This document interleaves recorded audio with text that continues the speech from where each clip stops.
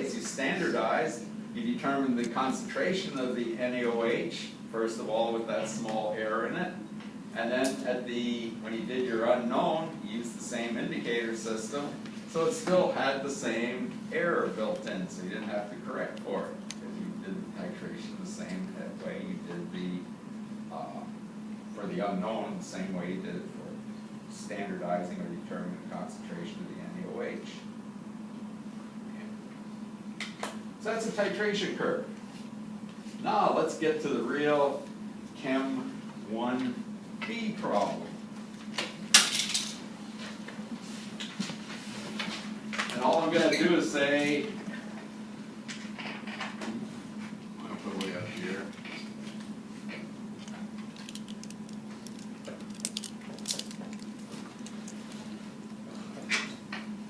HA can be any weak acid I pick, and I'll give you Ka.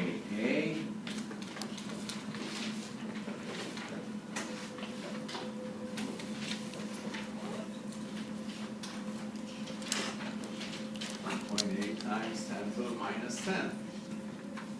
And I'm still going to titrate with 0.1 molar of NaOH.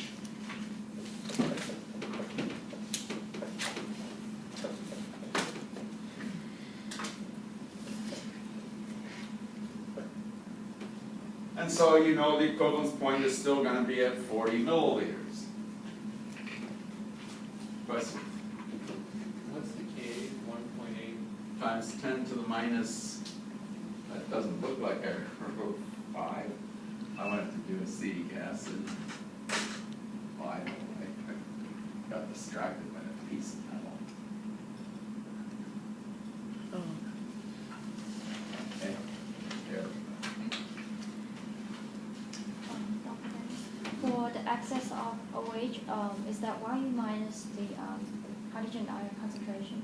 Yeah, in other words, I had to do, from here I got the hydroxide because that's what the excess reagent was, so that determines the pH. Water doesn't, because that's too small a K. So this is the excess, I divide it by this, I got this concentration for the hydroxide. I could divide that into 1 times 10 to the minus 14, right, and get hydrogen ion. But instead I just calculated pOH, because it's a lot easier to do that and subtract from 14 to get the pH. Remember I gave you pH plus pOH equals 14 a long time ago. Okay?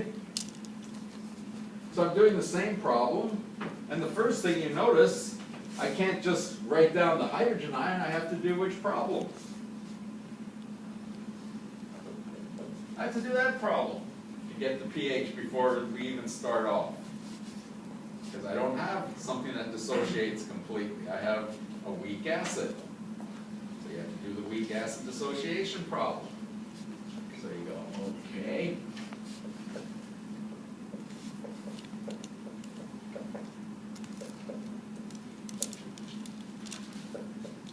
Oops, 0.2, wrong number there. Weak acid.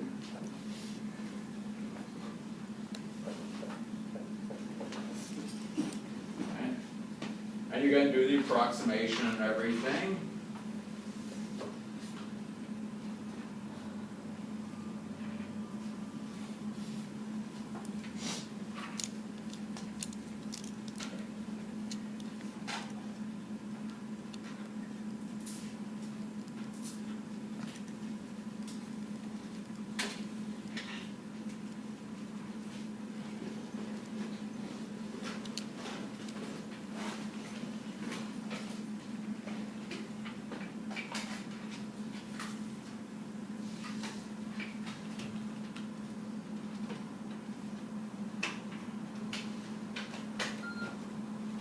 And you get X is 0.00189 or 0.0019. That's the hydrogen ion.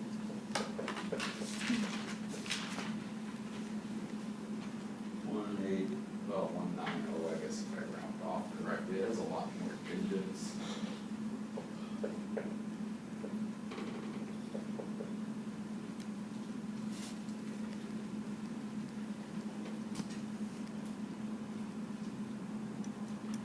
pH is 2.72. So the first thing you notice, because it's a weak acid, you start off at a higher pH value.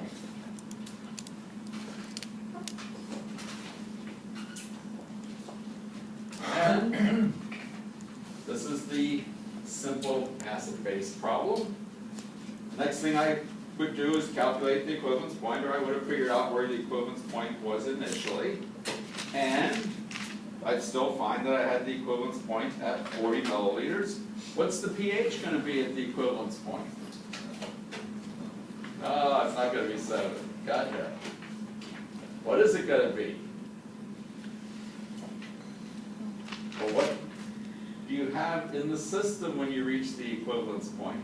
It'd be slightly basic, right? Somebody said it'll be slightly basic. Anybody want to say slightly acid? Nobody wants to say slightly acid.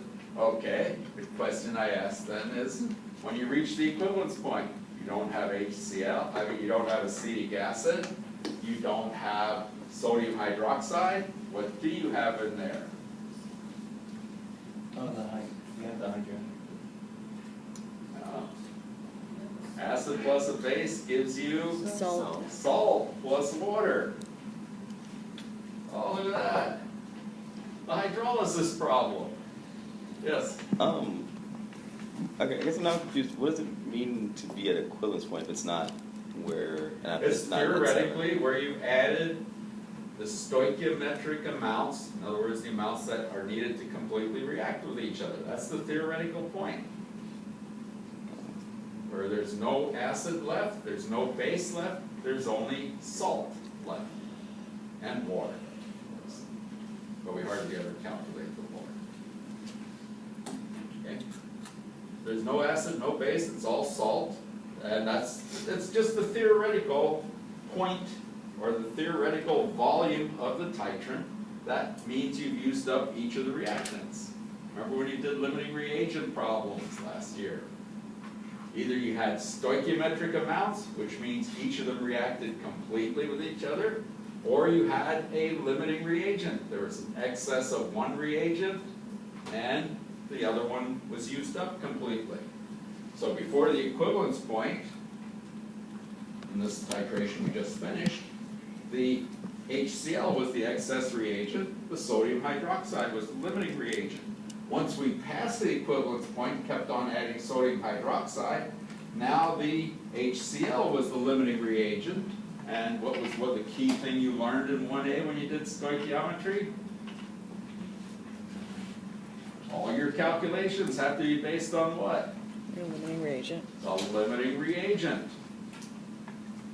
You can calculate how much you might get from the excess reagent, but you're never going to get it because you ran out of the limiting reagent. That's why it has that name. It limited the reaction.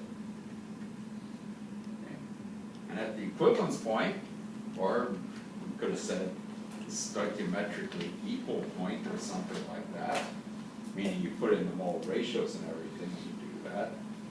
But we're doing 1-to-1 mole ratio. Yes? What would be the pH of the salt in the neutralizing? Well, that's what we're going to do. That's the problem. Okay? So, we know now what type of problem we're going to do. We're going to do the hydrolysis problem at the equivalence point. So I'm going to circle, well, I'll circle it afterwards. But we've got to do this problem. And I said acetic acid, that doesn't really matter which one. Acid I give you, I'll say A minus.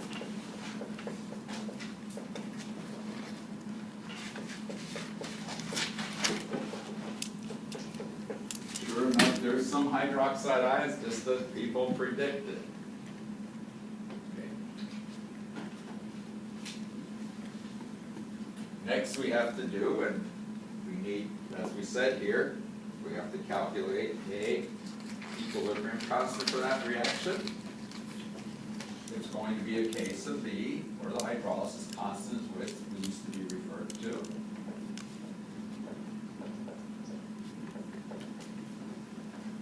You do that, plug in the numbers in your calculator.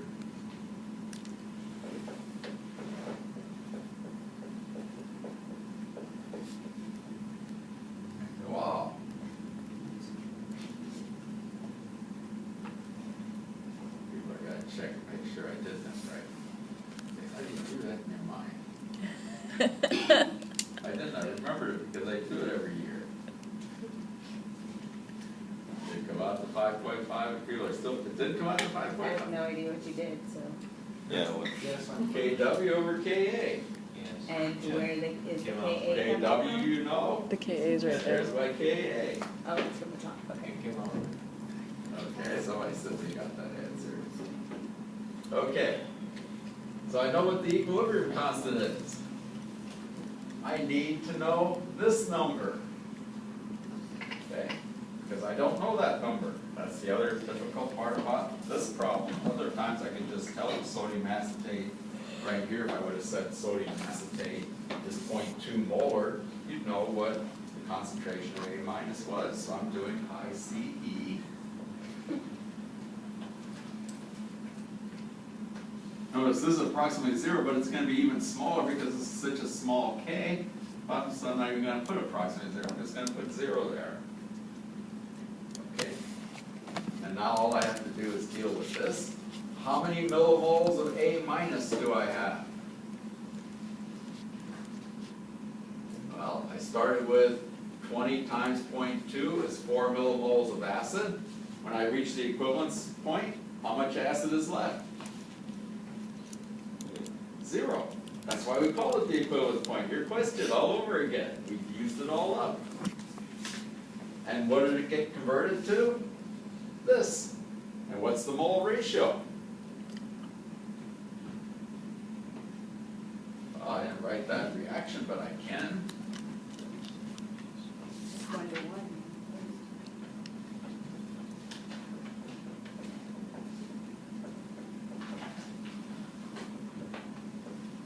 Acid, base, salt, water. There's this reaction we did.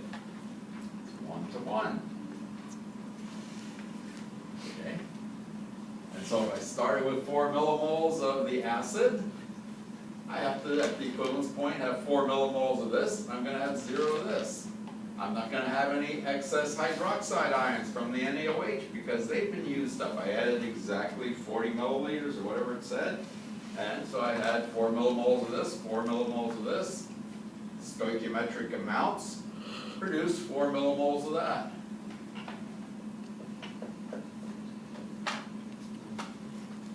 And of course, I have to say, okay, it took me 40 milliliters to get to the equivalence point, as I did that calculation earlier today. And I had 20 milliliters in there originally, so I have a total of 60 milliliters.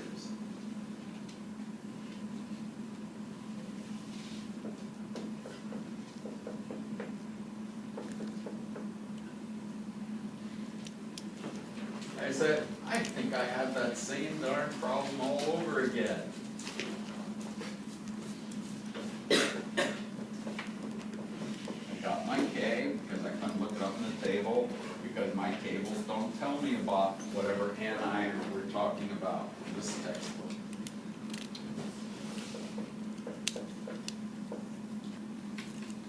And it's C0, this is C0. And I need to get that number, so I'll get it.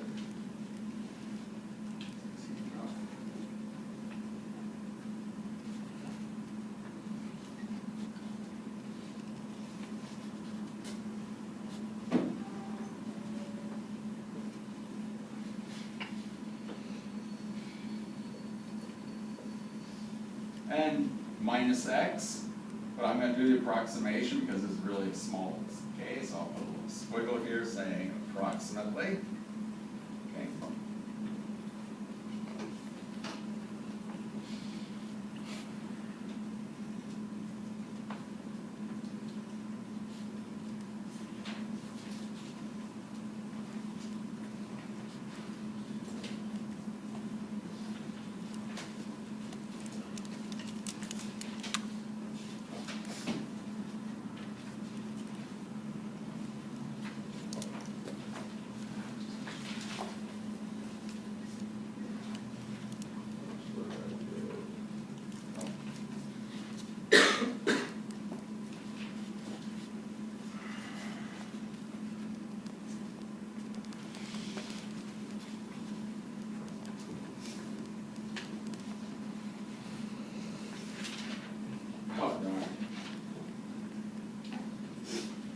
let me do this again.